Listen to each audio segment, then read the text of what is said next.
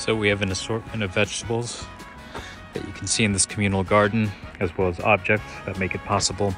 For example, we have the hose. Here we have some watering buckets. We have some tomatoes. We have some pepper here, as well as an assorted number of plants.